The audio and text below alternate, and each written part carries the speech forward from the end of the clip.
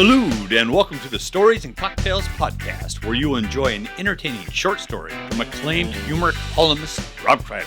Story time is the family portion of the show. Then we move on from the stories to the cocktails. This is where the alcohol and the not safe for work portion of the show takes over, as Rob and his wife /editor /muse Sara Kreider partake in some adult beverages and provide you with a behind the scenes recap of what really inspired the original story. Put your feet up, relax, and enjoy yourself a round of stories and cocktails. Cheers. This article is called The Dog Sitter by Rob Kreider. Hey, that's me. There aren't a lot of animals or pets at our house. To be a bit more specific, there are 0 pets. Looking at things scientifically, as in cause and effect, you would think if we didn't have any pets, then we wouldn't have any pet doo-doo in our yard. Unfortunately, that just isn't the case. Our neighbors are kind enough to walk their dogs by the front yard of our house on a daily basis and share with us all the scents, smells, and all the wonders and joys of dog poop. In our backyard, since we don't have our own dogs or cats laying claim to the area, is more of a communal cat toilet. I could get a dog to keep the cats away, but then I would just have to pick up my own dog's poop. It's a vicious cycle, and it all seems to revolve around animal fecal matter, which is something I'm looking to have less of in my life. There has to be more than life than dealing with poop. Since I'm trying to avoid picking up animal poop, I have shied away from having any pets. Now, we haven't gone completely petless all these years. We've killed our fair share of goldfish and hamsters. The goldfish flushed down the toilet no problem, but the hamster was stubborn. After our 6th toilet funeral, nobody at my house felt the need to kill any more animals. Therefore, we just haven't had any. Even though our house is a pet-free zone, the other day I found myself staring through my sliding glass door and I saw a dog in my backyard. I asked my wife as nicely as I could, "When did we get an effing dog?" My wife, whom I love, reminded me that we were watching the dog for her brother. Oh, okay, that makes sense. My brother-in-law dropped the effing dog on us. Now I understand why I have a dog now. By nature of who they are, brothers-in-laws always ask you to do stuff you never really want to do. A brother-in-law isn't a friend you met in college, or a guy you like from a beer league softball team. He's just some dude that comes with a package when you marry a woman who happens to have a male sibling. He's technically family, but in the end, he's just a stranger who wants to borrow tools and never give them back. He doesn't feel the need to return anything to his stupid older sister, and he certainly doesn't respect the man who chose to marry and spend the rest of his life with his lame old sister. Thus, brothers-in-law are a pain in the ass, and this particular one gave me a dog to watch. At first, I treated the dog as not my problem. Essentially, I told my wife, "He's your brother, you watch the effing dog." Then as I sat on the couch and looked into the backyard, the dog looked me in the eyes. The dog's eyes said, "Hey man, you should come outside and play with me. I'm sort of bored out here." Come on, I'm just a dog. I can't help it if my owner is your brother-in-law. That has nothing to do with me. Just come into the backyard, let's throw around this ball I got. You throw it and I'll bring it back. I promise. When my wife wasn't watching, I snuck out in the backyard for a little game of fetch. It went very well. There was a dog leash on the ground, so I picked it up.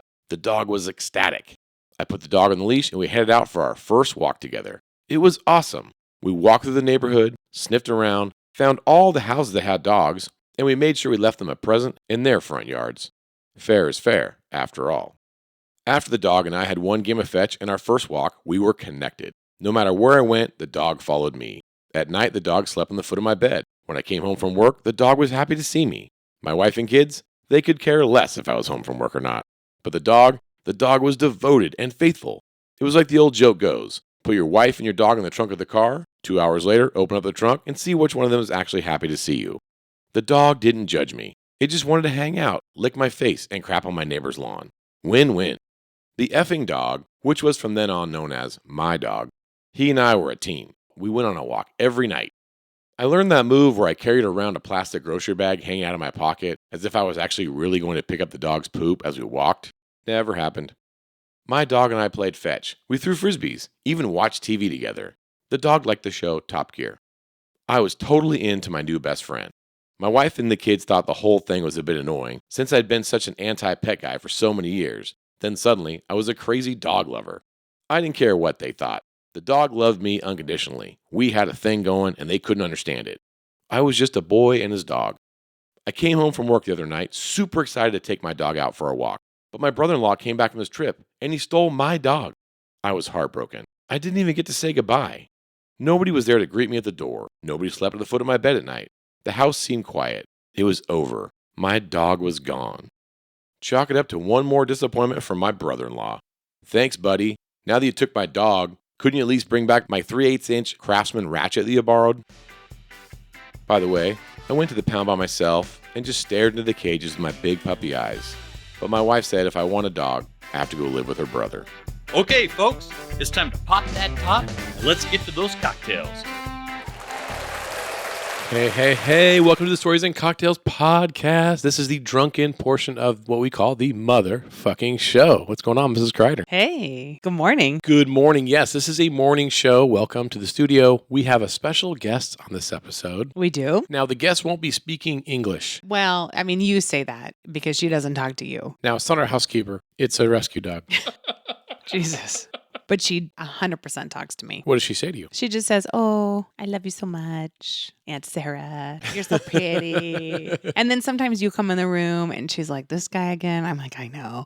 And then I say to her, like, "Just pretend like you like him." And she's like, "Okay." She's like, "I'll wag my tail. I'll look at him like I like him." This is rescue dog number 3 on the Stories and Cocktails podcast. We had Betty. Yes. We had Magic. Now Yep. we have Cooper. Now we have Cooper. Coop for short. Yep. So Coop got her name because she was rescued from or stolen, it's arguable, from the Cooper Middle School campus. Cooper Academy. Oh, Middle sorry. School I didn't mean to campus. be so disparaging to say it's just a middle school. It's Right. an academy. It's an academy. Oh, it sounds Yes. fancy. Yeah. So it is where I worked, and I no longer work, but my brother Skylar still works there. And the funny thing is, I don't know what it is about Cooper, or maybe all middle school campuses, but we just end up with fucking stray dogs on our campus like all the time. And the dogs, they come and they're good dogs. I mean, you've got to be a good dog to survive on a middle school campus, like play with the kids, get caught by staff. Really, we had so many stray dogs on our campus that Melissa, our VP, she went and bought dog food, a leash, just so she would have it ready for the numerous strays that came on our campus. Now, that's a good vice principal. That's good work there. Oh, yeah. Now, I think if you're a dog, a middle school campus is probably the greatest place to go, right? Because you have kids, they're going to feed you, they're going to chase you around, they're going to have fun. When the vice principal comes and they chase you, all the kids laugh, you're like part of the show. Yeah. I mean, really, it's probably like heaven for a dog. No, and that's why I say like it's a good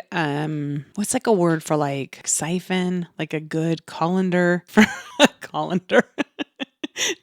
to get the good dogs, because only a good dog comes on a middle school campus. Like, it's friendly, it's good around kids, it's good around people. Well, it's litmus test. If a dog gets on campus and mauls a kid, you're like, that's not one to take home. Well, yeah. Then we call animal control, and that dog gets put down. But most of Don't them, say that right in front of Cooper. well, but she wasn't like that. Actually, all of them. We've had really good luck with the dogs that came on campus. They're just friendly, they're sweet, they love kids, and ultimately a staff member ends up taking them home. This is probably like the 5th dog that's been named Cooper. I was gonna say, there's a lot of Coopers in the Yes. city because every dog that's been adopted or stolen from Cooper Middle School Academy is named Cooper. Yes. So everyone's like, "Oh, okay, I'll adopt this dog and I'll name it Cooper." And they're all great dogs. So my brother was the latest staff member Victim. to bring a dog home. Sucker. And I keep saying we as if I still work there. I don't. I retired a couple of years ago. It's arguable how you use the term retired. Yeah, no, lately you've been up my ass about going back to work. And when I say lately, literally just 7 minutes ago. Like, you still have the stink of that conversation on you. On my breath, on my lips. Yes, because you came and you like hugged me and you kissed me in the kitchen. And I was like, man, retirement is so great. It's just a Friday morning. We're just getting drunk. We're going to go podcast. We got this dog. Like, this is awesome. And then you said some pretty fucked up shit. I don't know if it's fucked up. I mean, it makes financial sense. No, I mean, look, you've gone 28 years of marriage and you've never told me I'm fat. You've never told me you don't like my mother. I thought you were pretty well versed and well seasoned on what is the right thing to say. Sure. And yet in the kitchen, you start flirting with me and you're just like, "Yeah, let's go podcast. Oh, I love you." And I was like, "Oh, it's the alcohol talking." And then you were like, "No, we have to enjoy these moments until next August when you go back to work as a teacher." Yes. I'm just planting little seeds. I knew you were going to hate it. You know what I mean? It's like when you dig the ground up before you plant a plant. The ground doesn't like to be broken up, but then when the plant gets in there and gets watered and the roots go out and it grows and it becomes a beautiful flower, it all works out. It's like some rough early construction. And that was what I was doing there. I was planting the seed that you're going to hate what I'm saying, but later, This ground does not take well to seeds. when you become a beautiful flower, you are going to be flourishing as a teacher again. Nothing will grow here. And I will take you to work every day. I'll bring you your This lunch. is barren land. I will cross the kids across the street every morning, every This night. isn't even soil. This is cement. I'm going to get a jackhammer then and just bust this shit out. Try it. What's harder to do, get a cat in a bathtub or get you to go back to work? Get me to go back to work. You've ruined me, dude. You broke me for work. I have shown you a good time the last 18 months. We've been retired now officially, and we've enjoyed traveling the world and getting drunk and some first-class flights. It's been good. You can't put the toothpaste back in the tube. And baby, I am toothpaste. Okay, so you're probably not going to go back to work. No. That's the rumor. No, there's no probably. I'm not. I mean, probabilities mean like, is there a 0% chance? Like 0.0000001% chance? Okay, so there's a 0% chance that I go back to full-time teaching. There is a minuscule chance that I would do something else. Maybe education adjacent. Like make less money, no retirement kind of thing? Yeah, definitely. Smart. That's a good financial decision. I want it to be something that has absolutely no impact on our bank account, but maybe like a little impact on just our day-to-day, just an inconvenience, like a mild inconvenience. Right, Like but not help us out We financially. can't travel because I got to be back. What I'm saying is maybe you just Wednesday. inconvenience yourself and make some money, and then because teachers have a lot of time off. You know what I'm saying? Not enough. No. Jesus. It's not. We'll just call in sick of time. I did that, and I got a lot of slack for that. Actually, nobody cared. They love you so much on that campus. No, everyone was like mean to me. Dude, a dog came on the campus and they're like, we can't give you this dog. You're sick all the time. Yeah, you probably wouldn't even come around. Feed this dog. I couldn't even get the stray fucking dog. They wouldn't even give it to me. And this was after already like 10 staff members had already taken home dogs. And it was my turn to take home a dog. And they were like, no, you call in sick too often. Well, it wasn't like that. You just weren't there. They're like, this is the greatest dog. You're like, oh shit, I missed you. Like, well, you were sick. No, I know. You didn't get that. They were like posting it and the staff all like group text. And I was like, I want that dog. And they're like, well, you have to be here to get the dog. Must be present to win. So anyway, long story short, I'm not going back to work. Well, we do have Cooper. Now, Cooper is a co-op dog. That's why I like his name Coop, like Coop, C-O-O-P. Yeah, co-op. Co-op. Right. Coop is part of the name. Yes. Because we aren't the sole owners of Cooper. Your brother Skylar is. So that's the thing, babe, is that we can't even commit to being full-time doggy care providers, and yet you want me to go back to work. Yeah, because me and Coop will sit around the house, and you will make money. I cannot go to work because you cannot be left home alone. I'll make you lunch. All right, now speaking of lunch, you didn't make me breakfast today, but you did make me camping coffee, and I'm pretty loaded. Well, I don't know if you call it camping coffee when we're not camping. Well, it's still the term is used. It's basically just Bailey's and coffee. Oh, did you put screwball on yours? No, you did that. Oh, you fucking pussy. You fucking pussy. I couldn't do it this morning, man. So my coffee, not camping coffee. I just call it Friday morning. I don't work coffee. Okay, well, that's going to be a temporary term for you because you're going to be working. It was coffee, it was Bailey's, and it was screwball whiskey. Nice. Mine was a decaf mixed with caffeine and like 50-50 mix. And then I had a salted caramel Bailey's, which is fantastic. So we're kind of doing a Fresno run here. Yeah, we're doing a little staycation here Yeah. between our trips across the globe. I'm committed to the Fresno staycation, which is why we're going to see a show tonight. And then tomorrow I'm seeing a show that you're in, the Rogue Show. Oh, yeah. The ins and outsides of teaching. So I'm 3 shows down. I got 1 left. This Saturday is the final show. Of the 3 that we've already done, 2 out of 3 weren't bad. Third one, we had a little bit of problems. Now, what was different between the 2 that were good and the one that was bad? Oh, I know where you're going with this. What was the difference? Just say it. I want to hear you say The it. first 2, you were there. You were our roadie. I was your Rogue roadie. You helped us set I wear up. my Rogue t-shirt. I set up all the AV stuff. I make sure everything's working. Where were you on fucking Sunday, dude? I was racing. When I needed you. I was racing my car. So Sunday was our 3rd show. We had a lot of confidence. We were like, we fucking got We this. got this shit. And so we went to see another show because, the thing about the Rogue Festival is there's over 40 performers in the Tower District performing like all over the place. They're all great performances. I want to see all of them. So I'm trying to catch as many shows as I can in the off time when I'm not performing performing. Our show was at 3:30. We went to a 2:00 show. It was from 2 to 3. So we had exactly a half an hour to set up, but we didn't even have a half an hour because we had to calculate in the walking time from his show to our show, which took about 9 minutes. Plus, you had to go pee. Plus, I had to pee. So we had about 21 minutes to get set up, and we did not have our roadie with us, Your rogue roadie was missing. which was you. And in that 21 minutes, minus a roadie, plus a little pee pit stop, we somehow fucked up the audio. So we started our show, and we were about 6-7 minutes into our show, going great, when we realized the audio was off. Then we had to stop the whole fucking production and figure out the audio. Then the projector kept slipping. So we had all like, we probably had like This all sounds pretty predictable. 10 times where we had to adjust the projector, and we were trying to do it live, like, and incorporate it into the show, like as if that was like a line of the show, where Joy is just like, woo, the joy of teaching, Yeah. always fixing the projector. We're fucked up. And then my wig fell off. No, that was no one's fault except for mine. I mean, even when you're the roadie, you're not like helping me with my wig. So I would have fixed it. it was a ginormous shit show. It was a clusterfuck, as you say. So that was our third show. Our fourth show is tomorrow. It's the redemption tour. I will be there. We have to redeem I ourselves. will make sure everything works. Okay, I hope We're so. gonna be good. If shit falls down, you'll see me run across stage and like start putting stuff up. Yeah. Like I was, Billy Joe Armstrong's guitar tech. You know what I'm saying? So I'll there just we make go. It happen. So, I mean, good for us though on this staycation is like we've been actively going to rogue shows and Yes. seeing the Fresno entertainment, but we've also been I've been actively participating in Fresno entertainment, and I have been too. Been racing every weekend. oh, that's true. That's We've been true. doing Fresno races. So I am holding my mug here. The coffee you made me is in my very special mug. Says, I'd rather be rallying from Tua. He's a photographer, a local photographer. Took a picture of me winning the race that I was winning when you were performing as a shit show. And so he gave this to me as a gift and I'm drinking it. So thank you, Tua. Yeah. He was a great photographer. See Does some a more good job. things to our listeners about what they can't see. Well, what it is, it's a coffee mug. I think we all know what that looks like. Okay. Probably from the dollar store. Okay. And then he's put some pictures on it and then So he took a picture of your car. rally car. Yeah. And then he turned it into a sticker and then he Yes. stuck it on a dollar store mug. I think so, yes. And you paid $20 for it. Yes. Okay. I'm up 19. Why are you up 19? Service fee. He's up 19. No, I'm up because I'm up. This is like $40 mug. I've only bought it for 20. It gives me $60 for the fucking pleasure.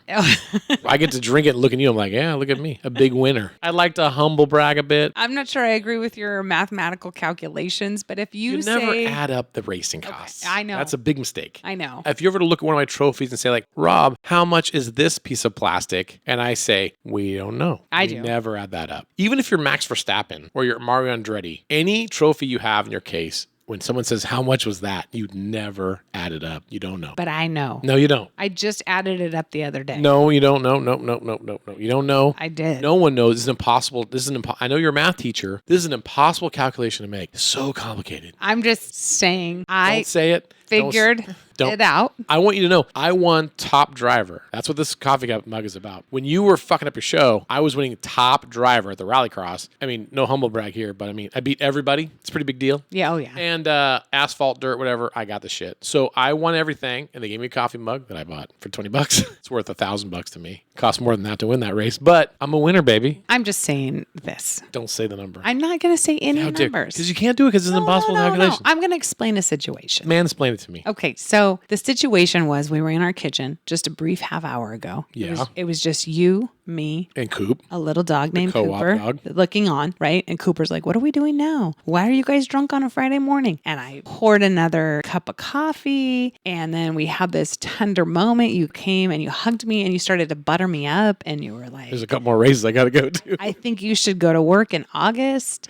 And you started to tell me how much my salary would be. And I'm saying, I don't add up your racing, but I know coincidentally, it almost equals exactly what I would make if I went back to work. So even more reason if you go back to work. No. You're just saying that you don't want to go back to work and I should retire from racing cars. I'm not saying any of those things. I'm just saying if we're talking dollar for dollar, it's almost an exact balance accounting. Yeah, but when you go to work, you feel like shit about it. When I win races, I feel wonderful about it. So that doesn't balance out because I get a lot of satisfaction out of winning races. Right. But then minus that against my dissatisfaction at having to be at work, Oh, that's not my problem. my dissatisfaction at you I don't know that's happening. being house husband. Because that's what you said too. I'll be the best house husband. husband. And I was just like pouring a cup of coffee. And I was like, hey. You weren't pouring a cup of coffee. You were pouring a cup of Screwball. And you I was like put this. a little dollop of coffee in it. Can you get me some creamer out of the refrigerator to top this coffee off? And you were like, yes, I can. And then you were like, where's the refrigerator? And I was like, yeah,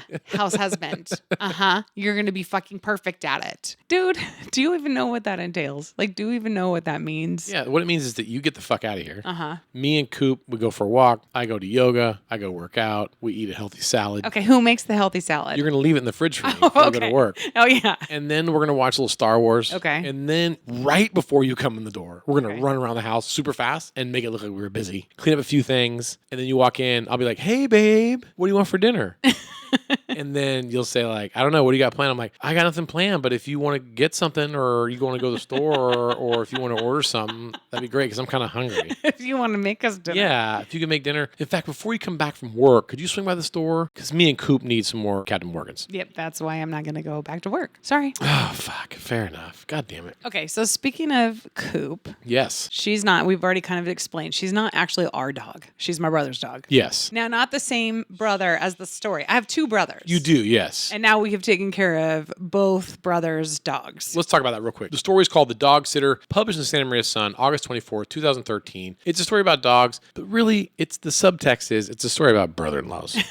For sure. And I love both my brother-in-laws, but anybody who has a brother-in-law knows that, you know, these aren't people you really chose to be with. They just sort of came with the package. You know, you wanted to fuck some girl, and unfortunately for you, she has brothers, and now they're your fucking brother-in-laws. Well, we both came into this marriage with little brothers, and I think Yes. that has helped. That's because we're both firstborns. So I know how to be the older sister to your little brother. You know how to be the older brother to my two younger brothers. It all worked out. God forbid there was an older sibling or a sister in the mix. Like, we wouldn't have known how to do it. No. So, yes, you talk about my little brothers, and you always are just like, your brothers, your brothers, your brothers. I'm just like, dude, the last time your brother was here, he did all the same fucking shit my brothers do. He comes in, he sort of explodes, he makes a mess, he doesn't make the guest bed after he sleeps in it. He's like, what's to eat? Like, he's exactly like my brothers. Now, one good thing about having brothers, whether it's just brother-in-law or a real brother, if you have old beers in your refrigerator, They drink them. they take care of that. Yeah. Like, you don't have to clean your refrigerator. They just come in. They're like, oh, is this like a beer from 1999 that was given in like a Christmas 12-pack? I'm like, yeah, I think so. They're like, great. I'm going to drink that shit.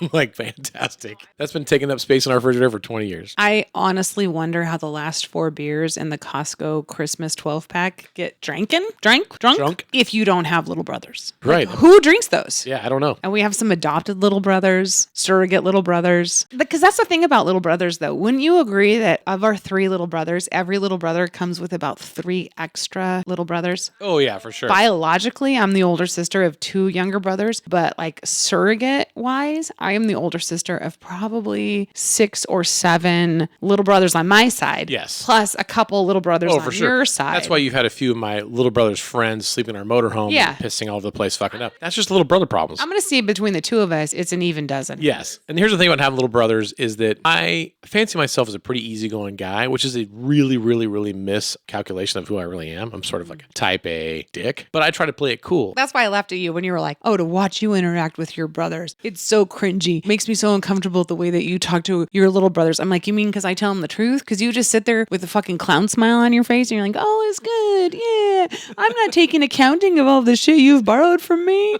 And I say to all of our little brothers, all fucking 12 of them, like, hey, bring that fucking drill bit back. Otherwise, I have to hear about it. And then you look at me like, don't be a bitch to our little brothers. And I'm like, he's going to be a dick to me if you don't bring this drill bit back. You have 48 hours. Every time I have like a little hissy fit about my blue ladder's missing, people in the family make me feel like shit because your brother, because I fucking scream at you like, I need my fucking ladder. And then you talk to your brother and your brother's like, yeah, man, there's like a bunch of consternation about that ladder. Like, what's going on with the ladder? I'm like, oh no, it's no big deal, man. Like, whenever you bring it by, it's fine. No big deal. Like, but they make me feel bad about it. And then every once in a while I'll explode. That's because you think that when you have that clown grin on your face, I want everyone to picture it like a maniacal clown grin where his teeth are just clenched and he's just like, it's fine. Everything's everything's fine. It's cool. I'm easy going, man. Everyone can read through that shit. I'm not worried about where my blue ladder is. Everyone's like, oh, fuck, he's got that blue ladder smile on again. Jesus Christ. His blue ladder is in my fucking garage. I'll go get it right now. I'll go get the fucking blue ladder right now. And then I'm always like, no, it's fine. We know where it's at. It's in your garage. It's fine. We'll get it when we need it. So this thing is that I want to be a better, cooler person, but every once in a while it comes out of me. In the end, I always feel like a dick.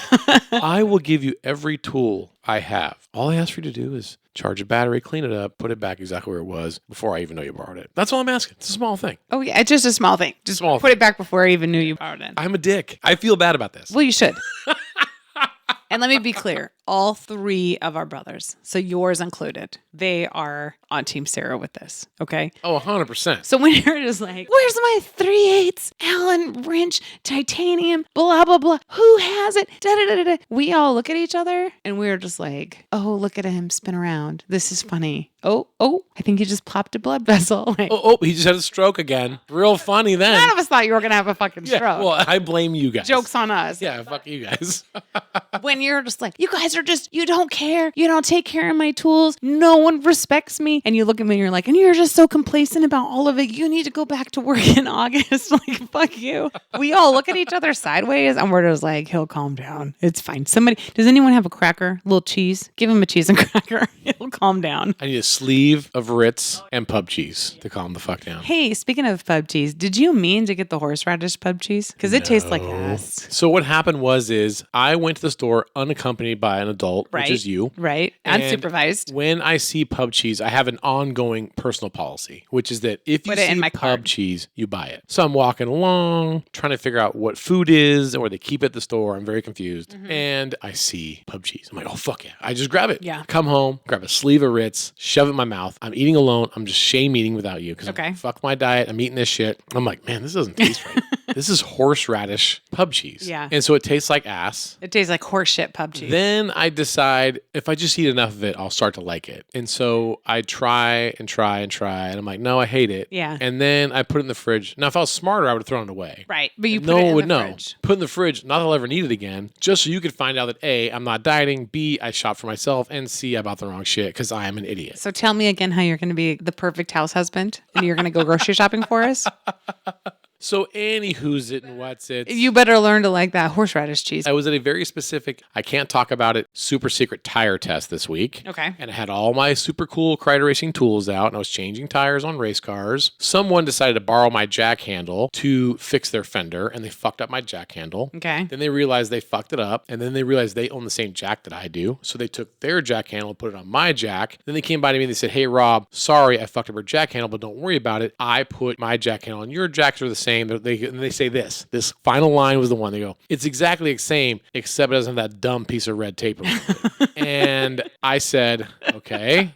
And I walked to my fucking trailer and I got my fucking dumb red tape and I sat there in front and I put my red tape around. I said, this red tape is an indicator that it's not your jack handle. It's mine. That's why it's fucking the Crider Racing tape. There we go. And so they go, are you really putting that on there right now? I go, I am. Yes. So I have a real problem. You know what? You taught them to handle your jack handle. Exactly. Put your red tape on whoever jack handle you want to put I your did red get a tape nice on. new jack handle. It was nicer than my other one, but Oh, it now was? I bad. Yeah, I got an upgrade. And then you downgraded it immediately by putting red tape on it. Yeah, so everyone knows it's mine. It's yours. Mine. Mine.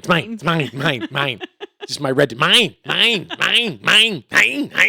Fuck off. It's my tools. These are my precious. Like I said, My fucking tools. you're super fucking chill about it. Dude, Cooper looked at me like, oh my God, what the fuck? Shut up. Cooper is my brother's dog just napping on our couch right now. I already put red tape on her dog collar, so everyone knows this is my dog. I was going to say, do you think that my brother is like, where's my fucking dog right now? Who's petting my fucking dog? I hope my stupid ass brother-in-law isn't petting my dog right now. Well, the reason your brother do you doesn't think care. that my brother does that, or do you think that my brother shares? Well, first of all, your brother is a better person than me. He totally shares. Your brother is super easygoing. He would give me the shirt off his back and not say shit about it. All of our brothers would do that. I am the big pain in the ass in the family. Now, your brother likes to co-op this dog with us because he has the dog when it's time for like cuddle time. Then we have the dog when it's time to go to the vet and spend $500. Yeah. Oh, yeah. I did take her to the vet. this Yes. week. Did we co-op that vet payment? No, because I wanted to do it. I needed her to be fixed. So you took her to the vet, you got her fixed, so we're not going to have any puppies. Thank you for doing that. She needed her shots because So this dog is not an anti-vaxxer? our first dog, who we've co-opted with our daughter, he's coming home to visit. And I can't have him come home to visit me when I have an unvaccinated dog like running around. So I had to get her shots. I had to get her up to date. I had to get her health all dialed in so that she can meet Magic when he comes home. Plus, there's another dog in the courtyard, Nola, who's Cooper's bestest friend in the whole wide world. And they're playing together. But Nola's mom was kind of side-eyeing me like, has this dog been vaccinated? Dog got shots. Yeah. And I was kind of like, yeah, sure. As far as we know. I Yeah. mean, no So- dogs that come on the Cooper Academy Middle School campus aren't vaccinated. I was getting dog shamed Oh, dog shame. in the courtyard about like that maybe she wasn't vaccinated. She hadn't gotten like her rabies booster. And then our own daughter was like, I'm not bringing Magic home to meet some unvaccinated dog. So I was getting it like on all ends. So I was just like, dude, $500 later. I got to take this dog to the Now, vet. do you currently make income to pay for that $500? Or is that just my retirement? That's your retirement. Okay, so should you go back to work though? Because you got this dog you're co-oping. No. No? You love her too. I do. In fact, I love her so much. I'm going to say something. I'm a jealous guy. One of my favorite songs by John Lennon, covered by Elliott Smith. It's called Jealous Guy. You know, none of us would understand what jealousy meant if you hadn't thrown in that little musical trivia Well, it's a very good song. tidbit. Were you a DJ in college? I was. The point of this story is that even though we're co-opting this dog, when Skylar comes over, Coop, who's been hanging out with me all day, she gets super excited to see Skylar, and I get jealous. I know. I'm like, you're with me all day. This fucking guy doesn't even take you to the vet and get you your shots. I brought her home from the vet from her surgery, and her little tummy's all split open because they took all of her little girly parts out so that she's fixed. And she came home like coned and all drugged up, and you put her on your lap and you didn't move for like 5 hours. You're like, I will not move. I will not pee. I will not drink. I will not disturb this dog in any way, shape, or He form. was in pain. You had like your jeans on, you had your shoes on. I was like, well, do you want me to at least take your shoes off and get you comfy? And you were like, if you can do it without disturbing this dog who I love so much. And you did that for like 5 hours straight. And she was all doped up and drugged up. And then Skylar came home from work and he walked in, and suddenly the drug-induced coma dog like wakes up, hops up off your lap. She's like, she like yelps in pain because she's not Ouch. supposed to jump off of furniture or off of laps. She runs to Skylar. She just looks at him like, I love you so much. You're back. And you were like the most crushed dude ever. And this is the correct term. I'm like, fucking bitch. Oh, yeah, you were.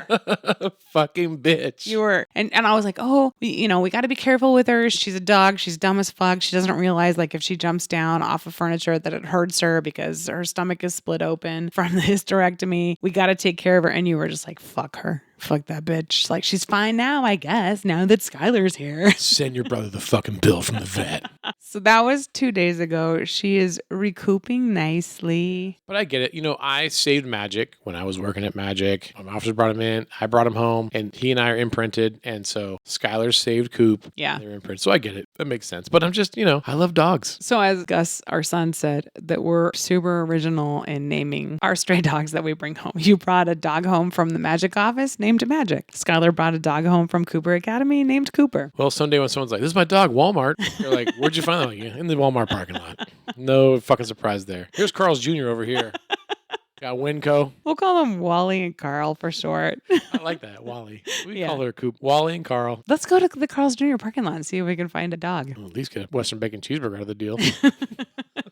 So speaking of dogs, one of the reasons I love these rescue dogs is that my whole life as a kid, I had not great dogs. Like my dogs, and I'll give this term from our daughter, they were all dog-tarded. Like they basically like all they wanted to do was run from our house. When you say our daughter is clever. She says that our dog Magic is dogtistic, which I mean, a vet has not, or a vet psychologist has not actually like Give them that official diagnosis. he's definitely if you see him with this ball and how ball obsessed he is 100% on the dog spectrum. Then she talks about dogolepsy, which he has. She has never said dog-tarded. Okay, well, all my dogs are dog-tarded. They weren't on any spectrum. Our daughter is a little more PC In the 80s, we than didn't even that, know what autism was. Everything was just retarded or dog-tarded. Okay. So all my dogs are dog-tarded. which is why you're not very PC with it. I'm not, because it's the 80s. I'm talking about the 80s. Oh, yeah. But all of our dogs want to run away. Now, I realize why. Because when I was a kid, my dad beat the shit out of every fucking dog that we had. Like, my dad was rough on dogs. And then we just left our dogs outside, rain, sun, snow, didn't give a shit. Like our dog just ate dry food, sat outside, bit you when you went outside, ran away as soon as it could. Okay, no. And I'm like, what the fuck? But now I realize like, oh, these dogs weren't loved. Like we love our dogs. No, there was a thing called, and I don't know, this thing might still exist, but I don't know it in our circle of friends. But I definitely know when we were growing up as kids, there was a designation where you would say like, oh, is that an outside dog or is that an inside dog? And There was no such thing as an inside dog in the 80s. there was just an outside dog. Yes. You would say, oh, don't let the dog in. She's an outside dog. Or, like, oh, be careful. Don't let her in because she's an outside dog. Like,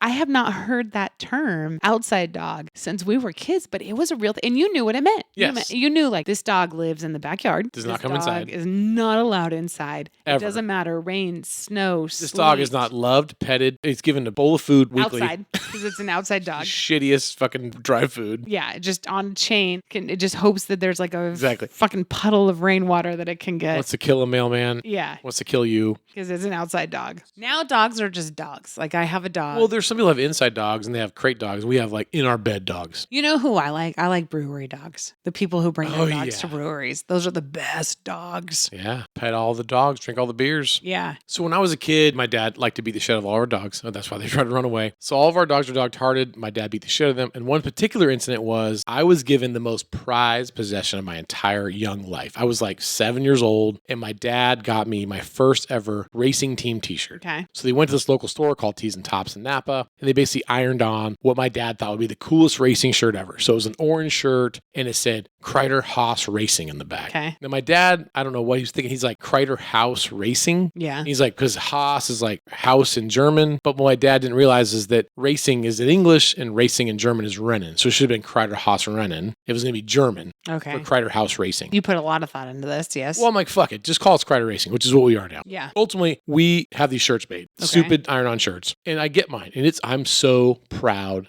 I feel like I'm on the Indy 500 grid wearing this fucking shirt as a 7-year-old. Okay. So now we go in the backyard where we have our outside dog. So I have your dad to blame for all this bullshit. Yes, you do. Her name is Daisy from Dukes of Hazzard. Okay. Daisy of course. Duke, our dog. Daisy was an outside dog who was Abused. abused, and had the shit beat out of her. Neglected. Yeah. So I go outside to play with Daisy, and she was just like nip at you, run at you. And so Daisy chased me around the yard and just fucking bit the fuck out of me and Oh, right. put a bunch of holes in my Kreider House Big surprise. Racing The shirt. Daisy is not docile and happy. Yes. Gotcha. I come inside, Okay. and now my brandy, spanking new Kreider Haas Racing shirt has a bunch of fucking holes in it because Daisy has fucking mauled me in the backyard. Now, my dad didn't have the, I don't know, emotional maturity to say like, oh, I guess I've probably mistreated this dog, and my 7-year-old son's doing the best he can in the backyard and was mauled by this dog. Now my dad is mad at me, and he's mad at the dog. So my dad is super fucking pissed at me that I have let my shirt get ruined by our fucking evil fucking dog, Cujo, in the backyard, Daisy, which is a very misunderstanding name for a cute little dog that will eat you alive. So forever, I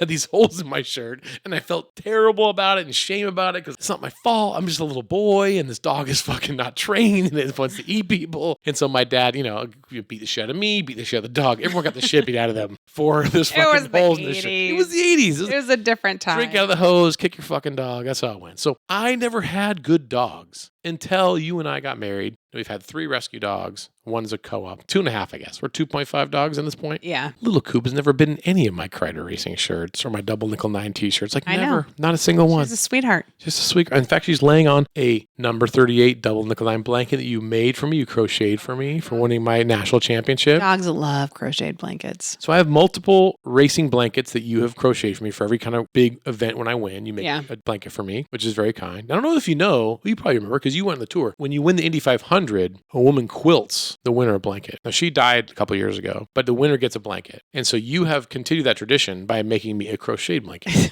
I can't even respond. When you start and you do it all the time, I'm going to tell you, this is your toxic trait. Your toxic trait is that you compare yourself, amateur racer in Fresno. Yes. Did you go out this weekend to the Fresno Fairgrounds in a 1994 Miata? Did you go out in a 30-year-old Mazda Miata and win at the Fresno Fairgrounds? Yes. Was it impressive to a small group of people in Fresno who are 30-year-old Mazda Miata enthusiasts? I assume so.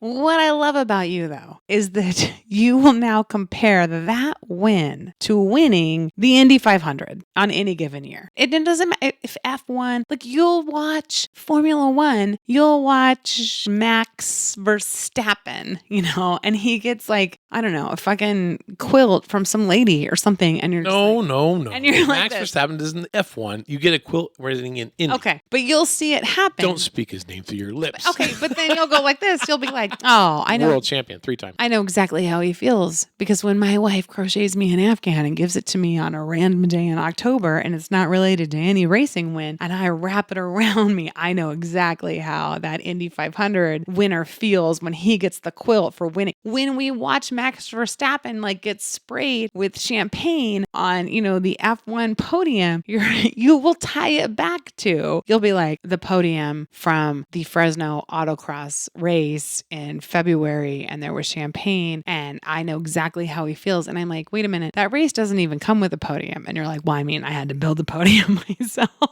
You will actually say, I'm more satisfied with the win than this guy because I built the podium and I bought the trophy to bequeath upon myself. True. In fact, this weekend there's going to be a Porsche race, and I have bought all the win stickers for the whole club, hoping to win one. Because the race doesn't come with a win sticker until you buy the win stickers, and then you give it. And then later, we'll be watching some fucking docuseries on Amazon or something. I'll be bored as fuck because I don't give a shit about any of this. And you'll just be like, you see how he feels when he gets that win sticker? I know exactly how he feels. Like, he and I. We're simpatico. Exactly. Because we have the same win stickers. And I'm like, no, I'm pretty sure like he got his and you bought yours from mulesticker.com. The design is literally on your laptop computer because you sent it to Mulesticker and they came in the mail. I won't give it to myself until You I win earned the it. race. Yeah, I don't, there's no fakesies. You got to earn it. Right. You know what? That's how I am with my Easter candy. I don't just go to the store and buy the Easter candy and eat it. I wait until my birthday, and that's when I eat all the Easter candy. I earn it. It's true. My very special birthday treat, all of the Easter candy you can eat in a 24-hour period. And it turns out I can fucking eat a shit ton of Easter candy. What is your best delta? How much weight have you gained in one day of Easter candy? Honestly. Oh my gosh. I don't know because only a dumbass weighs on April 9th. That's a terrible idea. That's the day after my birthday. Got that. Thank you. I don't do it. I don't weigh until about April 12th or April 13th. And it turns out. Okay, on April 13th, what's the delta? Well, nothing because I don't do anything but drink water. April 9th, 10th, 11th, 12th. That sounds like a very healthy lifestyle. It is. But Easter candy is so fucking good. That is your go-to. It You is. love Easter candy. You're crazy insane for Easter candy. What if my birthday wasn't in April, though? What if my birthday was in like August? There's Here's no the thing. candy in August. Would I eat stale Easter candy? What if your birthday was like November 7th to get all that Halloween candy? Yeah, Halloween candy doesn't hold a fucking candle to Easter candy. Come on. Ooh, I will disagree with you. No, Halloween disagree candy with is you. just regular candy, just in smaller servings. Yeah, but you get it for free by knocking on some old person's Now, door. Easter candy is like special candy. No. Like they bring out the pastel Halloween colors. candy. Here, I'm going to say Everything's this. egg-shaped. Halloween candy in the 80s, you had to walk through a stranger's front yard who decided to build their own absolutely fucking scary as fuck haunted front yard. But we're not talking about the 80s. You got scared to death. Then you got candy from a stranger. It might have razor blades or drugs in it. You didn't know. No, it did. And then you got home. Then you're like, I fucking earned this candy. Like, this is the greatest Reese's fucking peanut butter cup I've ever had in my life because I almost died and it doesn't have a razor blade or drugs in it. And you feel a real fucking sense of accomplishment there. You had to wait for your parents to dump out all of your Easter candy on the living room floor and like sort through it with their special parent sorting skills. They were going to find the candy that had drugs or razor blades. Like, what the fuck? Again, I'm going to say, we're not talking about the 80s. We're talking about now, adulthood. Candy you go buy. Halloween candy is the same candy you can get year round. You just can buy it in smaller single-size servings versus Easter candy No, where it's free. It's fucking free. It's not free as an adult. All You you don't gotta go do is- trick-or-treating. If I'm short enough, if I dress like a ninja Oh my God, and I no. run around with a fucking pillowcase, I can get some candy. No, you can't. You know what? Challenge accepted. This year I'm going to go get as much free candy as I can. Easter candy, they take the candies you know and love, like Reese's Pieces, and they make them egg-shaped. And it changes the ratio. You're all about ratios and Because they cover it up with sugar. Oh, yeah. Oh, Reese's Easter eggs, the candied I had shell two ones. last night, and they are decadent and good. Oh yeah, they're so legit. fucking That's good. legit. That is a fucking legit candy. You know why you had to? Because I'm starting to do my Easter. I just can't eat one. Well, no, because I'm starting to do my birthday extravaganza like feast buffet that I do. I'm starting to squirrel it away. So every time I go to the grocery store and I want Easter candy, I buy a little and I put it in the shelf for my birthday. And I got it out last night because Gus came over for dinner and he's like, my blood sugar is low. What can I get? And I brought the candy out. But that wasn't supposed to come out until April 8th. You know who enjoyed that? Gus, me, and Skylar. We all just ate the candy. We're like, oh, candy? Well, because nice. we had the dog. So Skylar came over after work to get the dog because The dog was so excited to see him. He didn't give a fuck about me anymore. Fucking Coop. I love a shared dog, dude. Yeah, the co-op dog is a pretty good deal. Yeah. You get all the joys and all the endorphins from like dog cuddles and dog love, but you still get rest. Well, you say You don't have that dog for 24 hours. It's all perspective because you say that. So let's say you're 3 people in this relationship with the dog. You, your brother, and me. Your brother didn't take it to the vet, and then he gets to cuddle the dog. You ask me, oh, honey, are you already up? Are you wearing shoes? You want to take the dog out? It's 40 fucking 2 degrees outside. See if she'll go pee this morning? Well, your I'm shoes like, run. Okay. So I stand out in the cold while the dog pisses, and then you get cuddles the dog.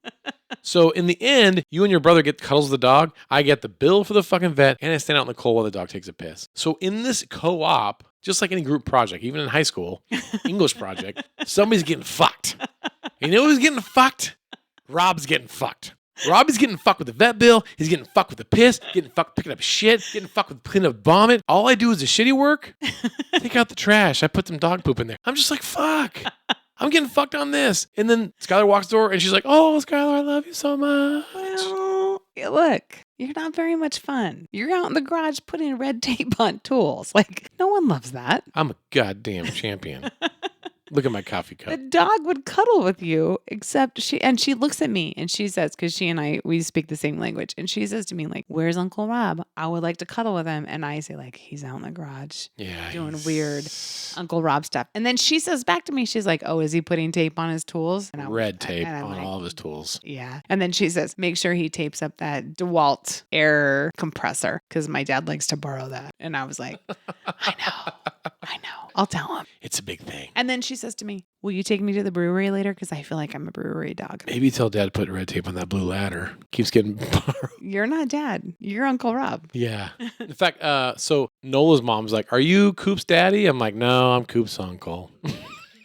Nola is Coop's bestest friend in the whole wide world. She's the cutest little dog that goes off leash in our little courtyard. And when Nola's out there off leash, then Coop is allowed to go off leash because she just kind of chases around Nola. So when you're out there with Nola and Coop, you have this thing you have to deal with. It's called shit bag. Yeah. Now, we have in the apartment complex here, community shit bags. They're free. I love that. This One is a of the great perks thing. of living here. Shit bags are free. Could you imagine if we didn't have a dog and we knew our rent was paying for dog shit bags? I'd feel like this is bullshit. I would be pissed. I'd be like, I don't have a dog. Why do I have to pay Why for am I dog fucking shit picking up bags? this bag? Yeah. Oh, and bullshit. also, there's still, on any given day, you can go out there and you can find shit in the courtyard. I will say this about myself. When I pick up our dog shit, I They're actually pick up supplying other people's dog shit. 3 fucking dog shit bags out there, and we still have neighbors who are not using the dog bags. Well, that they're when you live letting in an their- apartment complex, you live with garbage people. Okay. So I actually pick up other people's dog shit with our doggy bag and Coop's dog shit. Okay. That's I'm giving back. Right? I don't do that. I don't pick up I other do. dog shit. I do. That's just gross. I do. only pick up Coop shit. Now, some people think Rubik's Cubes are hard to solve. You can't get a dog shit bag open. I cannot. It's the most challenging thing. So I'm like, God, just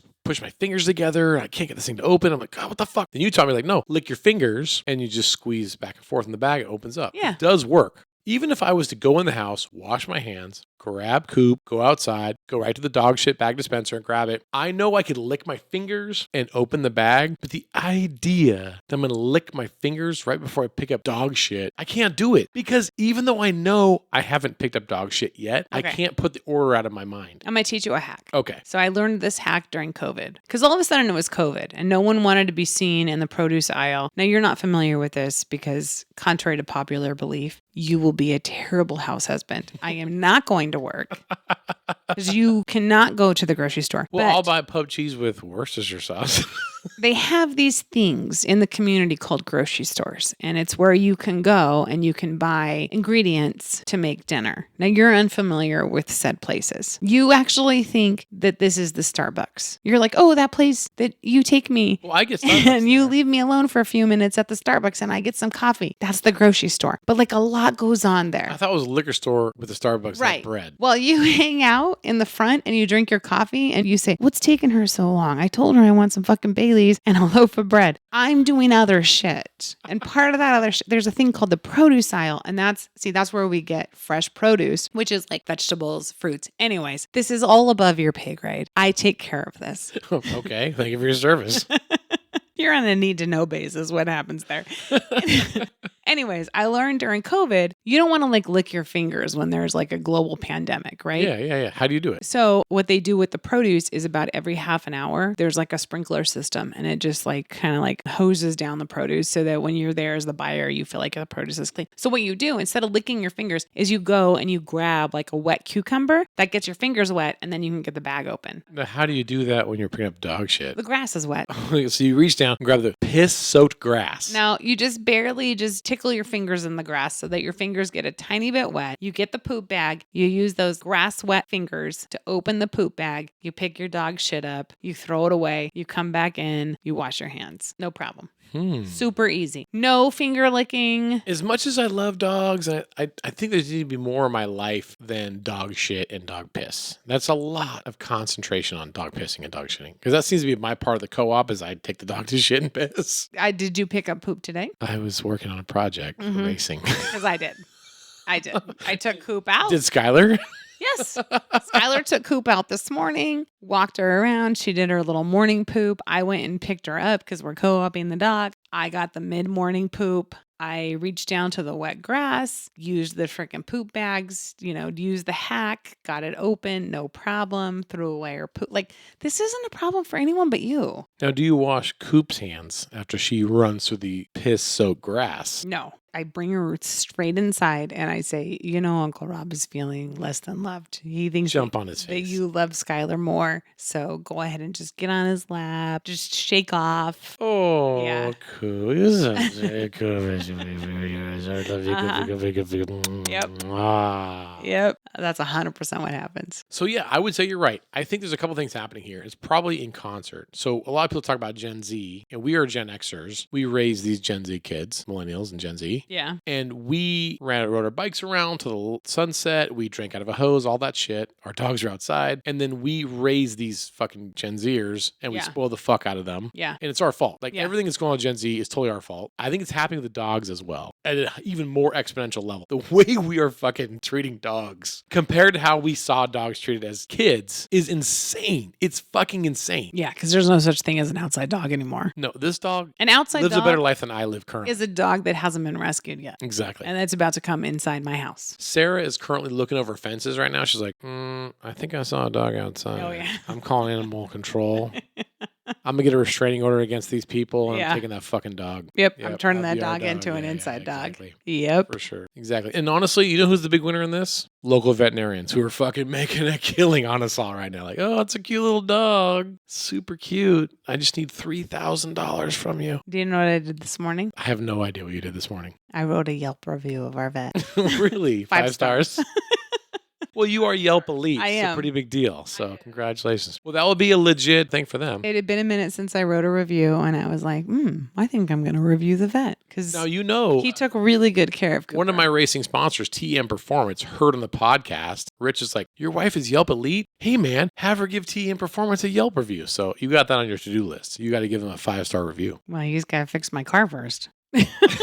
Shit. All right. What am I going to review him on? He hasn't done anything. I don't know, like 5 national championships on your husband's fucking belt? Well, then you should probably be Yelp Elite and you can review them. But I didn't drive those fucking cars. So I I don't ain't got know. no time to do that shit. I'm racing cars. Well, I cannot speak on. I have Yelp journalistic integrity. Oh, really? Yeah, I don't just give out free reviews. Like, I have to eat there. I have to get my car serviced there. I have to get my dog fixed there. Like, I have to know exactly. So if TEM wants my review, I got to take the Hyundai up there. And coincidentally, the Hyundai needs new windshield wipers. Does TEM Machine Shop, do they machine in some windshield wipers? No, they leave that to me. That's Then my maybe job. I could review them. They just build very fast I'll engines. leave a 5-star Yelp review. Now, as a Yelp reviewer, as a Yelp elite, Okay. I'm not saying you have to actually post this on the internet, but would you just give me a verbal version of what that would be? Would you Yelp elite review my services that I provided last night to you? No. Be perfectly honest. I'm shy I don't share all of my personal business on a podcast.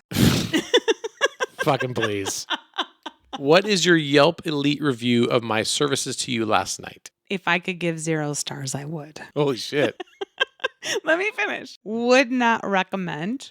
People, I beg of you, do not seek out these services. Oh, you're cock blocking me for the rest of the female race. And the male race. And I'm cock blocking True. you. I'm a non-gender specific cock blocker. So you don't want to share me. No. You want to co-opt this cock. Why would I want other people to seek out your 0-star service? If I could give out 0 stars, I would.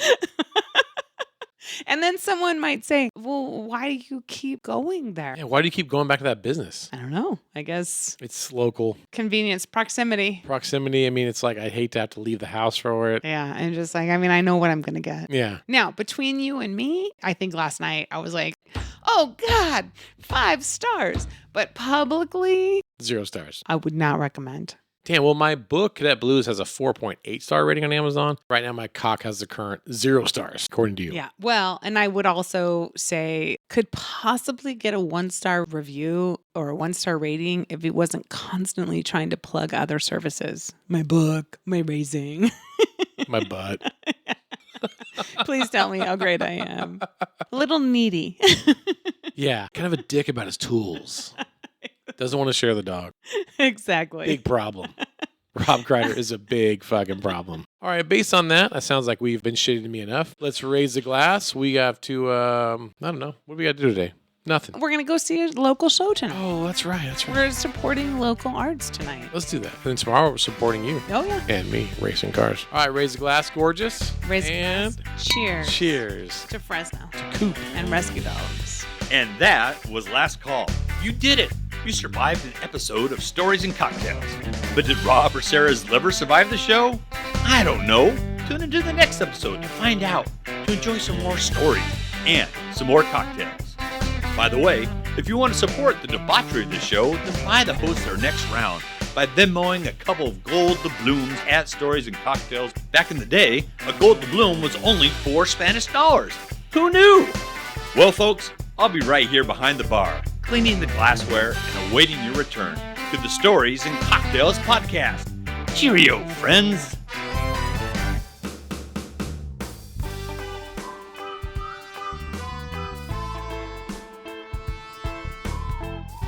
If you enjoy hearing Rob Kreider's different humor columns here on the Stories and Cocktails podcast, then I promise you will love his novel, Cadet Blues. Cadet Blues is Rob's hilarious tell-all about desperately trying to survive the shock and awe boot camp-style training at the California Highway Patrol Academy. People from all different walks of life have come to love this book because Cadet Blues is simply a crazy good read. Heartfelt, inspiring, and damn funny. It's available in paperback through Amazon, eBay, or cadetblues.com, where you can get free shipping and a personalized autographed book. Or you can download a digital copy of Cadet Blues from Amazon Kindle, Barnes & Noble Nook, or Apple iBooks. Do yourself a favor and check out the novel, Cadet Blues.